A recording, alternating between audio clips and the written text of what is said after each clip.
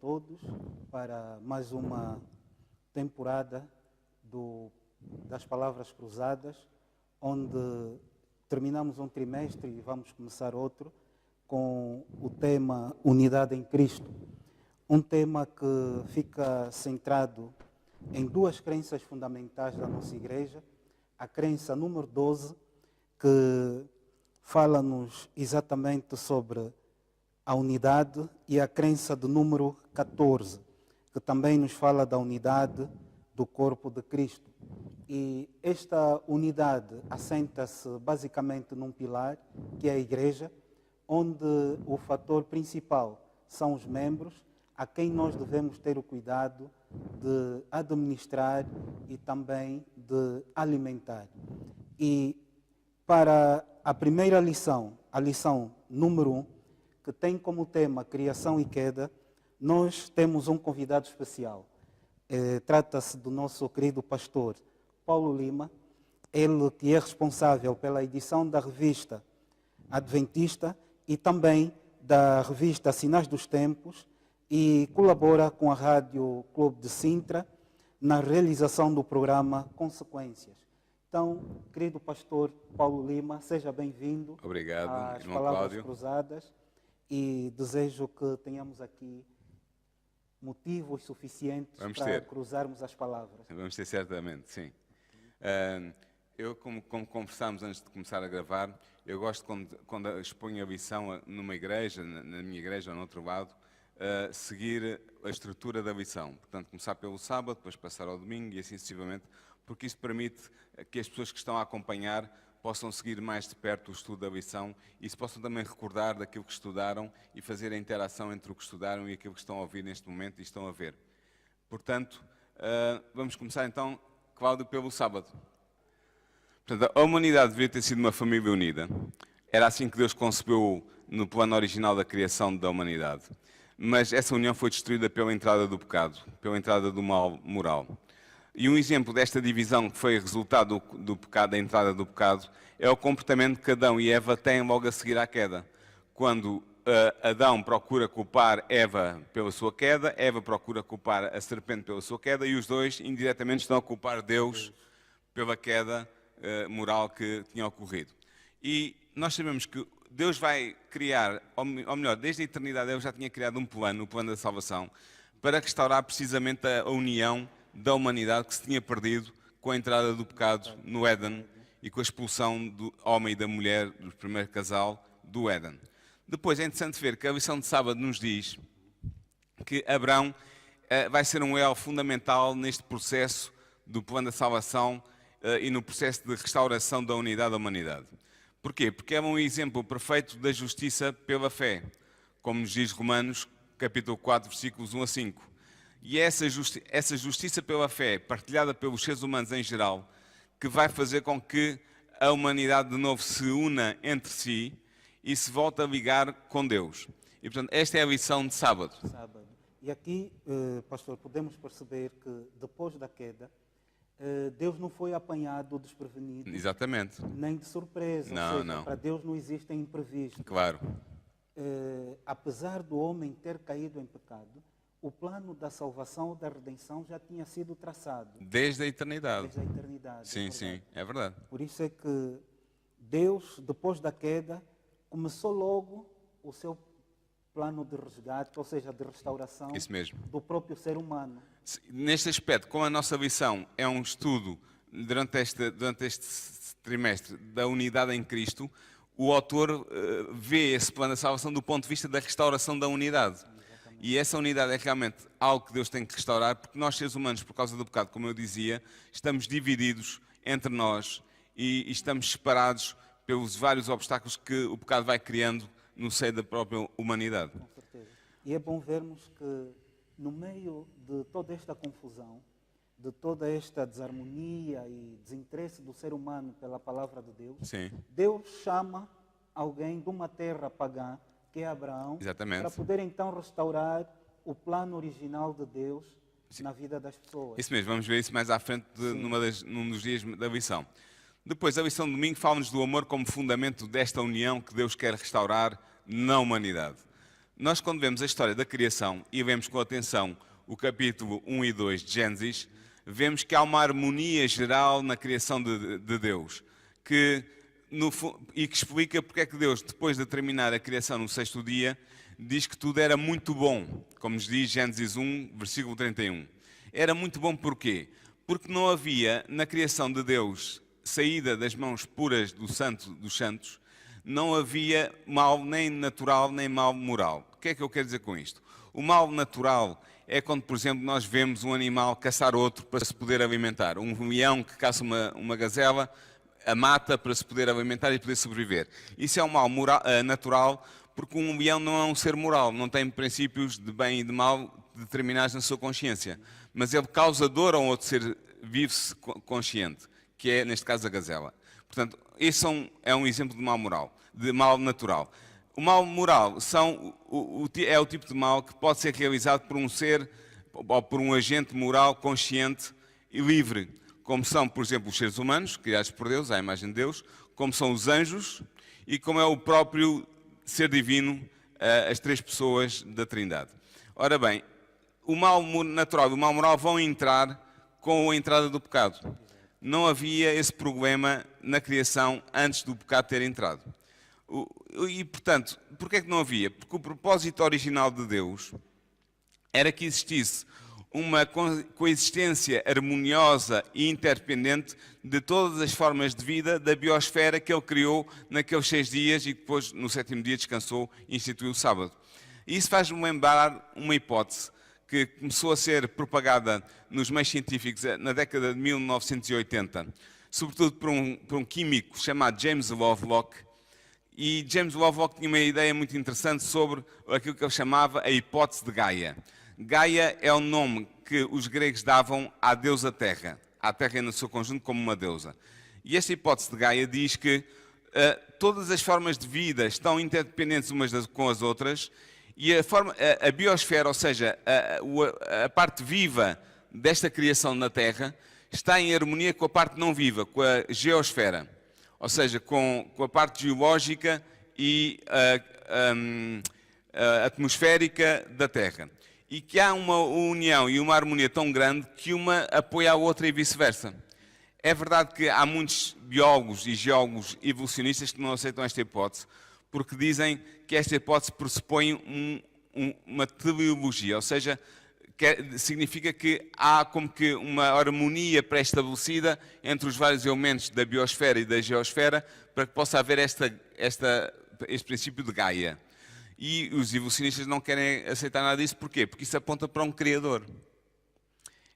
O facto de, segundo a hipótese de Gaia, as formas de vida e a parte não viva da Terra estarem em harmonia e interconectadas uma com a outra, aponta para um Criador que desenhou toda esta criação da Terra em que nós habitamos. E isso os evolucionistas não podem aceitar. E aqui eu queria que falássemos um pouco, pastor, sobre o fundamento da união, como sendo o amor. Exatamente. Que muitas vezes nós falamos tanto do amor, mas não, o amor é algo abstrato, algo que não se vê. Sim, é verdade. E eu gostaria que falássemos um pouco na vertente de que este amor não é um sentimento. É um princípio. É um princípio. Sim, um estilo de vida. E é um princípio que imita o próprio Deus. Exatamente. Mas logo quando nós pensamos no mundo criado, além de haver harmonia e união, havia amor. Deus cria os seres vivos para viverem em harmonia entre si e com amor entre si. E, nomeadamente, quando cria Adão e Eva, ou seja, como diz o hebreu, quando cria o homem, Adam, cria-os macho e fêmea. Portanto, Adam quer dizer em hebreu ser humano, macho e fêmea, aqueles que nós chamamos Adão e Eva. Foram criados almas viventes, mas isso não era específico, ou seja, todos os outros seres vivos também eram almas viventes. Mas Adão foi criado à imagem e à semelhança de Deus. E aqui as palavras que são utilizadas no hebraico para falar de imagem e semelhança são imagem de Tselem, que significa, por exemplo, imagem de escultura, uma escultura em 3 dimensões, e semelhança de Demut, que significa uma parecença, como uma sombra que é parecida com o corpo que projeta essa sombra. Portanto, o homem, Adão, foi criado à semelhança, ou melhor, à imagem de Tselem e à semelhança de Demut de Deus. E os teólogos discutem, mas essa semelhança e essa imagem revelam-se de que maneira? Ora, a imagem e a semelhança, diz-nos o autor da lição, deve incluir necessariamente a capacidade de amar e a expressão do amor. E aqui nós entramos no facto de que Deus é amor, como nos diz 1 João 4, versículos 7 e 8. Sim. Ora, se Deus é amor, se é a essência de Deus ser amor, e se o homem foi criado à imagem e à semelhança de Deus, então dos aspectos dessa imagem e semelhança com Deus é a capacidade que nós temos de amar. E Deus já criou dois seres, o ser humano, dentro de uma unidade monogâmica, para que esse amor se pudesse desenvolver na maior das profundidades. E é muito interessante pensar que nós realmente somos semelhantes a Deus nesse aspecto do amor. Quando nós pensamos, há pessoas que dizem, mas esta semelhança com Deus envolve outras coisas, e depois discute-se se fisicamente nós também somos semelhantes a Deus ou não. Mas eu pergunto o seguinte, se nós imaginássemos o ser humano capaz de criar um robô, o robô mais perfeito que nós pudéssemos criar como seres humanos, como é que esse robô seria? Seria feito provavelmente à imagem do homem. Semelhante ao homem, com capacidade de amar, com a capacidade de raciocinar, de sentir, de organizar, de planear, de ter vontade.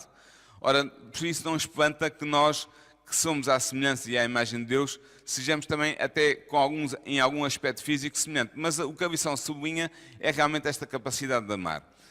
E porquê é que Deus é amor? Deus é amor, e deixe-me, irmão Cláudio, entrar aqui numa questão que tem a ver com a Trindade e com a discussão à volta da Trindade. Deus só pode ser amor se Deus for mais do que uma pessoa na unidade divina. Porquê? Porque se Deus fosse apenas uma pessoa na eternidade e depois a certa altura tivesse gerado, como dizem alguns adventistas antitrinitarianos, se Deus tivesse gerado a partir de uma certa altura, passado uma eternidade, o Filho e depois o Espírito Santo fosse a expressão do Pai e do Filho, Deus então teria passado a eternidade só, o que significa duas coisas. Ou ele não podia ser amor, porque o amor é relacional, Exatamente. ou então se ele era amor de si próprio, que era altamente egoísta. Ora, Deus é um ser altruísta por excelência, é o ser mais altruísta que nós podemos conhecer. Portanto, se a Bíblia revela em 1 João 4, versículos 7 e 8, que Deus é amor, isso significa que desde a eternidade, antes da criação do universo e do plano da criação geral deste universo ter começado, Deus já era amor porque já era três pessoas em relação íntima umas com as outras. E acabamos aqui a lição de domingo, podemos passar para a lição de segunda-feira. Por isso é que lemos na Bíblia que aquele que não ama não conhece a Deus. Exatamente, porque Deus é amor. É isso mesmo. Muito bem, pastor. Então aqui, na lição de segunda-feira, temos as consequências da queda. Sim. E eu, durante o estudo, ative-me na ideia de Caim e Abel, que no ambiente perfeito, como é que existe o ódio, a inveja de um irmão para com o outro? É verdade. E eu penso que o coração de Adão e mesmo de Eva devem ter ficado... Devem ter sofrido bastante. Porque foi a primeira vez na vida que eles viram um ato tão bárbaro como aquele. Sim. E a morte, sentiram a morte de um ser humano. E ainda por cima de um filho, o primogênito. Exatamente. Perdão, o segundogênito, o primogênito era Caim. Realmente a desobediência de Adão, da humanidade, macho e fêmea, veio trazer a ruptura da harmonia da biosfera e da própria humanidade. E nós vemos, como eu disse ainda há pouco, vemos isso logo no facto de Adão e Eva se culparem mutuamente. Quer dizer, Adão culpou Eva pela queda, Eva culpou a serpente e ambos acabaram por culpar Deus como sendo o responsável último por a queda. E realmente esta queda veio afetar os relacionamentos e como o irmão Cláudio disse muito bem, o caso de Caim e Abel é um exemplo paradigmático. Aqui nós vemos o pecado a agir no coração de Caim. E vemos que Caim estava irado contra Deus. E vai transferir essa ira. Como ele não podia descarregar essa ira sobre o próprio Deus, porque era impossível, ele vai descarregar essa ira sobre o objeto que ele via como sendo mais próximo de Deus, e era o seu irmão Abel. E, portanto, é muito triste que a morte de Abel aconteça às mãos do próprio irmão, que deveria ter com ele uma relação de companheirismo, de amor, de lealdade, de fraternidade. E isso não vai acontecer. E depois nós vemos, a partir daí, o mal começa a disseminar-se e é sempre a descer. Sim. A partir daí é sempre a descer, até chegarmos ao momento antes do dilúvio, em que Deus diz que se arrepende de ter criado a humanidade, porque o coração do homem só tinha pensamentos maus continuamente. Mas Deus, é interessante ver que Deus atinge um ponto de ruptura, mas não desiste da humanidade. Não. Deus não desiste da humanidade. O que é que Deus vai fazer? Deus vai chamar um remanescente como irá fazer, isso é a primeira vez que acontece, mas irá fazer isso ao longo da história do povo de Deus durante muitas vezes. E vai chamar um remanescente, Noé e a sua família, e vai com eles ter um novo começo. Noé é uma espécie de segundo Adão, embora Paulo nas suas epístolas fale do segundo Adão como sendo Cristo.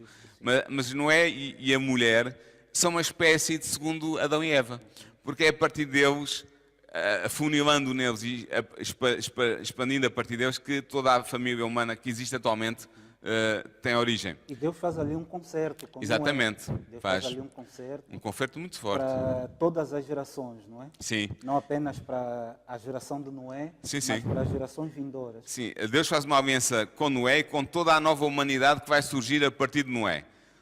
E Deus volta mais uma vez ao plano original de ter uma família unida e que seja fiel a Deus e fiel ao propósito de Deus e que seja capaz de fazer avançar o plano da salvação que estava na mente de Deus desde o princípio da criação, antes mesmo da criação.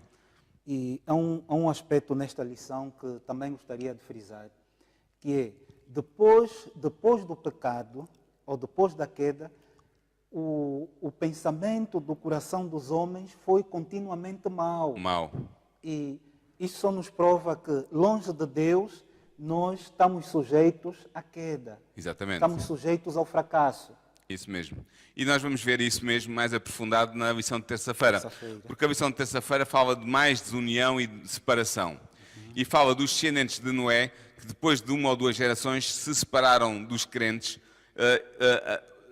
rescindiram, digamos assim, a sua aliança com Deus e saíram das montanhas de Ararat em direção a uma planície que estava nas proximidades, no que é chamada a Mesopotâmia. Mesopotâmia vem de duas palavras gregas que quer dizer terra entre os rios, porque havia dois rios, o Tigre e o Eufrates, e era uma zona de baixio, de uma planície, muito fértil, muito fértil e fácil de irrigação, fácil de trabalho da terra para a produção dos bens alimentares. Então, esta população que se vai desprender da aliança com Deus dirige para aquela região e começam a erigir a famosa Torre de Babel e a cidade de Babel. Esta Torre de Babel, o que é que era? Nós sabemos que na altura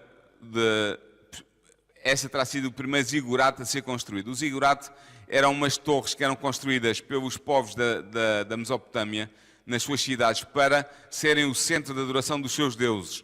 E eram construídas em escadas. Eram escadas. A propósito, a escada que Jacó vai sonhar naquele sonho que ele tem junto da cidade de Luz, quando vai partir em direção à terra do seu tio, era provavelmente um zigurate. Foi isso que ele terá visto. E esta Torre de Babel terá sido o primeiro zigurate concebido e construído pelos seres humanos. Esta povoação da Mesopotâmia é muito antiga. Na verdade, a história diz-nos que a povoação mais antiga da Mesopotâmia seriam os Sumérios, que é um povo que nós não sabemos exatamente de onde é que vieram, tinham uma língua muito própria e que inventaram vários aspectos importantes da civilização, nomeadamente a escrita em tábuas de barro, com um estilete. Inventaram a escrita, foi o primeiro povo a inventar a escrita, é chamada escrita cuneiforme suméria. Inventaram as cidades urbanizadas, com ruas bem divididas, com casas bem construídas, com sistema de esgotos. E inventaram, no fundo, a civilização tal como nós começámos a conhecê-la a partir do segundo, meados do 25º século a.C. E Babel é a cidade, é o nome que os hebreus davam à cidade de Babilónia, que nós chamamos de Babilónia. Em acádico, que era a língua falada naquela região, Babilim significa a porta de Deus, ou a porta dos deuses. E é ali que se vai dar a confusão de línguas e a dispersão. Deus vai dispersá-los porque eles estavam unidos a prepararem-se para contrariar mais uma vez o plano de Deus, o plano de Deus que era criar uma humanidade redimida, unida com Ele e entre si. E estas pessoas estavam a tentar destabilizar completamente o plano de Deus.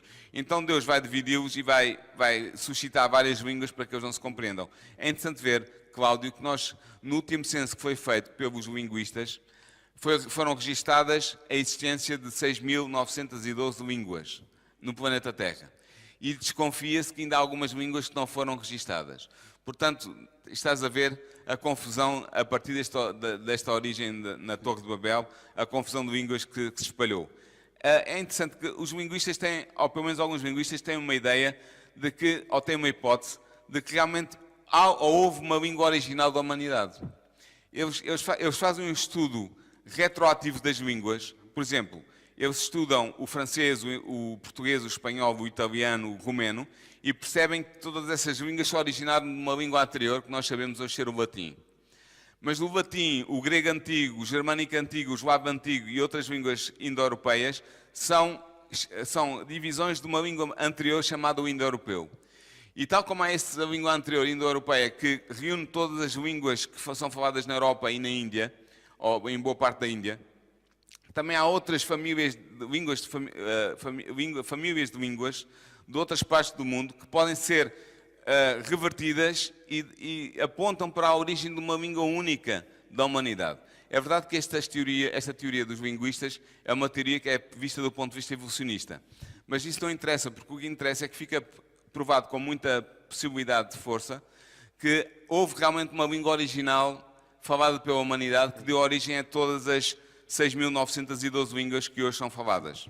Antes de avançarmos para a lição de quarta-feira, gostaria de realçar aqui na lição de terça, mais desunião e separação, que o resultado desta desunião e separação foi basicamente que o povo desobedeceu às orientações do Deus de Israel. Exatamente. E fruto desta desobediência, o povo foi então levado a se dispersar, porque a ordem de Deus era que eles se espalhassem pela terra. Sim. Mas o ser humano, teimoso como é, depois do pecado, desobedece às orientações de Deus e tem consequências severas. Exatamente. Aliás, Babel é, de certa maneira, o auge da desunião da humanidade até aquele momento e é também o auge do combate ao plano de Deus, ao plano original de Deus para trazer a salvação à humanidade. Exato. E agora, entramos aqui na lição de quarta-feira e entramos com uma figura fundamental na história da salvação, que é Abraão, o pai do povo de Deus. É interessante ver, Cláudio, que as três grandes religiões monoteístas reclamam Abraão como sendo o seu pai espiritual, o pai da sua fé. Portanto, não só os judeus, como é natural que se dizem descendentes físicos de Abraão, sim, mas também os cristãos que consideram Abraão como o seu pai espiritual, o pai da fé, e os muçulmanos, portanto o Islão, também considera Abraão, a quem eles chamam Ibrahim, sim, o pai da fé. Portanto, estas três grandes religiões monoteístas radicam a sua origem em Abraão e, portanto, Abraão realmente era alguém extraordinário e foi alguém extraordinário no plano da salvação criado por Deus. Deus vai dizer claramente que em Abraão seriam benditas todos os clãs da terra, todas as grandes famílias agrupadas à volta de um patriarca. E porquê que todas serão benditas e não apenas o clã de Abraão? Porque do clã de Abraão viria o Salvador da humanidade, o Messias, o Redentor, que nós sabemos ser Jesus, chamado Cristo. E, portanto, seria dele, de Abraão, que sairia ao longo da sua descendência este momento crucial que é o surgimento do Messias para vir salvar a humanidade. E, portanto, por isso, daí a bênção que Abraão teria a todos os clãs da terra. Quem foi Abraão? Abraão foi um chefe de clã proto-arameu que terá vivido nos primeiros séculos do segundo milénio antes de Cristo. Ele terá saído da Ur-Suméria, cá estão outra vez os sumérios, terá saído da Ur-Suméria por volta do ano de 1900 a.C. e começou a sua peregrinação ao longo, primeiro em direção ao norte da Mesopotâmia e depois descendo para o que é hoje a Palestina, ou seja, para Canaã.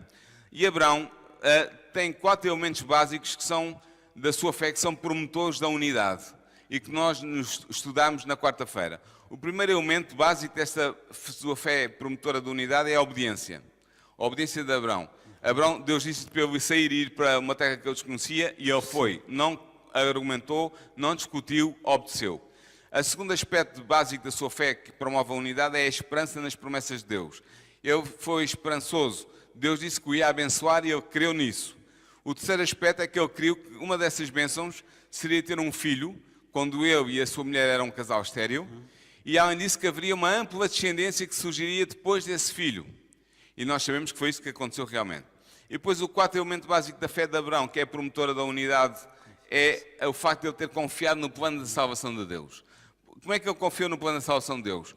Quando ele vai sacrificar Isaac no Monte Moriá, sob as ordens de Deus, ele acredita, como diz Hebreus, que, em Hebreus 11, que Deus era capaz de ressuscitar Isaac para dar prosseguimento ao plano da salvação que dependia daquela criança, daquele jovem, para prosseguir. E, portanto, estes 4 aspectos, obediência, esperança nas promessas de Deus, crença que teriam um filho e ampla descendência e confiança no plano de salvação de Deus, fazem de Abraão o amigo de Deus por excelência, aquele que vai implementar na sua própria carne e na sua família o plano da salvação de Deus.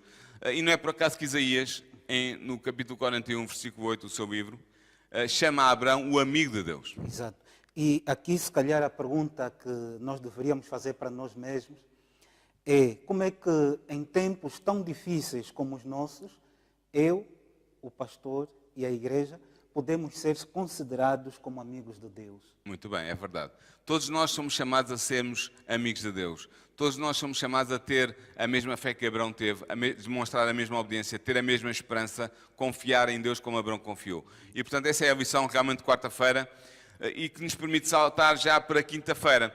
Porque quinta-feira fala-nos do povo escolhido de Deus. Houve o chamado de Abraão e, a partir do chamado de Abraão, Deus cria uma semente na família de Abraão para que surja um povo capaz de representar Deus entre os seres humanos, na humanidade. E essa chamada chama-se a eleição, em termos teológicos. Esta eleição foi um passo, começando com a chamada de Abraão, foi um passo para a restauração da unidade da humanidade. Deus faz aliança com Abraão e com os seus descendentes, de maneira que estes preservem o conhecimento de Deus e possam ser o instrumento de Deus para a remissão, salvação da humanidade, através, como já dissemos ainda há pouco, da vinda do Messias, do Salvador da humanidade, que seria Jesus, chamado Cristo. Portanto, esta eleição é fundamental para nós compreendermos a história do povo de Deus e compreendermos a ação, o pôr em ação do plano de Deus por parte da divindade. E é interessante, quando nós pensamos, Cláudio, nesta eleição, em que Deus elege Israel para sair fora do Egito, para ser o seu povo, é interessante porque há aqui uma inversão de valores total. Exato. Deus escolhe os fracos, Deus escolhe os menores para serem os seus representantes, não os mais fortes, não os mais poderosos, não os mais ricos, não os mais populosos, mas os mais fracos e os menores. E isso é um princípio que Deus já tinha vindo a aplicar e continuará a aplicar ao longo da história do povo de Deus. Quando nós pensamos, por exemplo, que a primogenitura é dada por Deus não ao filho que realmente era primogênito, mas a um segundo ou terceiro filho. Exatamente. Por exemplo, o caso de Isaac. Isaac nasceu já como segundo filho de Abraão. Quem foi o primeiro filho foi Ismael, mas Isaac vai ser o primogênito. Depois com Jacó é a mesma coisa, Esaú era o primogênito por direito, mas Jacó é que vai dar prosseguimento à primogenitura. Depois, entre os filhos de Jacó, Ruben era o primogênito, mas José vai assumir essa primogenitura dada pelo próprio pai Jacó. E depois, entre os filhos de José, Efraim, que não era o primogênito, vai ser abençoado por Jacó como sendo o primogênito de José. Portanto, aqui está Deus a agir, sempre escolhendo o mais fraco, o segundo, o que aparentemente não estava a ser chamado para a ação e para o plano de Deus, e pô-lo, esse segundo, esse mais fraco, ao serviço de Deus através da eleição. E é muito interessante que Ellen White diz-nos que através desta eleição Israel teve acesso a privilégios que mais nenhum outro povo teve, privilégios espirituais. Ela diz claramente, Cláudio, que Israel podia ser tornado a maior e a mais poderosa nação da terra se tivesse mantido firme e fiel aos propósitos de Deus. Era para ser um reino de sacerdotes e de príncipes. E ela diz isto claramente em Parábolas de Jesus, na edição da Publicadora Servir, na página 288. E diz mais noutros lados, ela diz que Jerusalém podia ter permanecido até hoje como capital do povo de Deus, se o povo de Israel tivesse seguido o projeto de Deus. Então, aqui nós podemos ver que Deus não escolhe pessoas capacitadas, Ele capacita os escolhidos. Exatamente. Porque as lutas, as dificuldades que surgem no meio do povo de Deus, é o próprio Deus que assume. Deus é que luta a favor do seu povo, Deus é que concede a vitória aos seus filhos, e muitas vezes nós, como humanos fracos que somos, queremos olhar para aqueles que têm maior poderio, aqueles que têm mais posses, que é Sim. para poderem então serem os líderes do povo. Mas não é esse o plano de Deus. Não é este o plano Não é essa a de maneira de Deus pensar, de É maneira verdade. totalmente diferente, pelo contrário.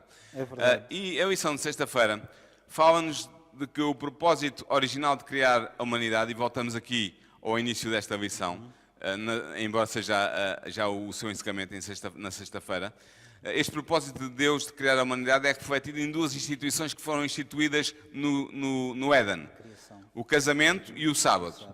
E ambas estas instituições estão ligadas uma com a outra. Ellen White, na Orientação da Criança, página 535, desenvolve esta inter-relação que existe entre o casamento e o sábado como duas instituições vindas do Éden. O casamento, por ser uma unidade composta de dois seres capazes de amar, que são assim parecidos com a unidade que existe na própria Trindade.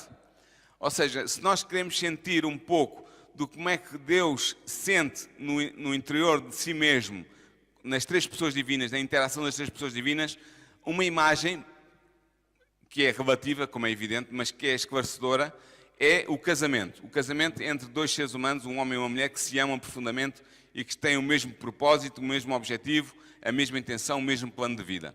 E outra instituição que também é interessante e fundamental para a promoção da unidade entre a humanidade e é destinada a toda a humanidade é o sábado. Marcos 2, 27 e 28 relata-nos que Jesus disse claramente que o sábado foi feito para o homem. E aqui a expressão no original grego é antropos. Antropos, como em, por exemplo, antropologia, significa o ser humano. Não o judeu, não o homem como Adão em oposição à mulher, mas o ser humano. O sábado foi dado para o ser humano, portanto, para todos os povos de toda a terra poderem gozar este dia que os religam com a divindade, com o próprio Criador. E, portanto, se nós observarmos o sábado, nós estamos a contribuir para promover a unidade no seio da humanidade e a unidade da humanidade com o próprio Deus.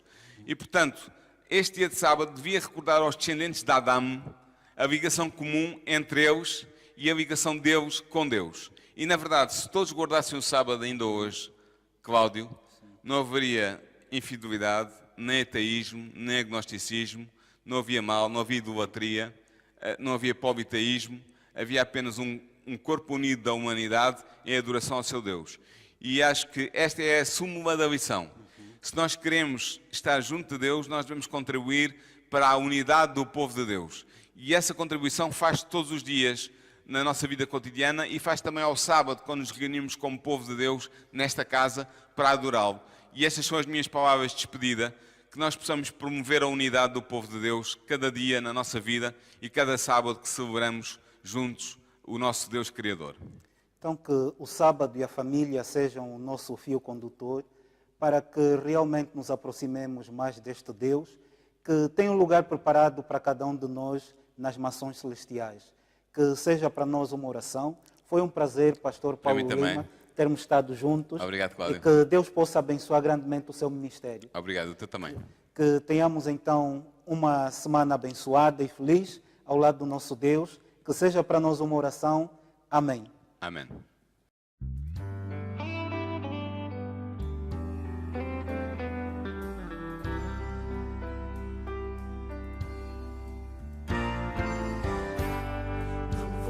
Pensar no que passou ou deu errado, aquilo que Deus começou irá crescer, pois tem o